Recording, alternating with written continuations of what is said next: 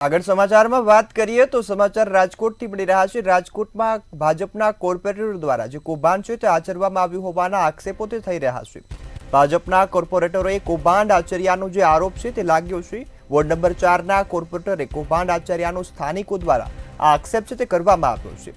જેમાં ગ્રીનલેન્ડ ચોકડી નજીક તિરુપતિ બાલાજી પાર્કમાં કૌભાંડ આચર્યા હોવાનો સ્થાનિકોએ હવે આક્ષેપ છે તે કર્યો છે।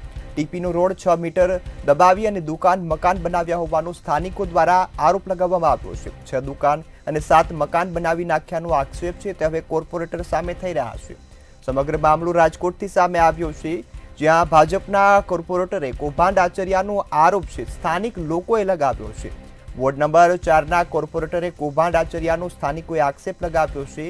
અનેક સવાલો છે તે પણ ઉઠાવ્યા છે, જેમાં ગ્રીનલેન્ડ ચોકડી નજીક તિરુપતિ બાલાજી પાર્કમાં કૌભાંડ આચર્યા હોવાનો સ્થાનિકોએ આક્ષેપ કર્યો છે। ટીપીનો રોડ 6 મીટર દબાવી દુકાન મકાન બનાવ્યાનો કોર્પોરેટર પર આરોપ છે તે લાગ્યો છે, જેમાં 6 દુકાન અને 7 મકાન બનાવી નાખ્યા હોવાનો આક્ષેપ છે સ્થાનિકોએ કર્યો છે। સાથે જ કોર્પોરેટરે કૌભાંડ આચર્યા હોવાના આક્ષેપો છે તે ઉઠ્યા છે।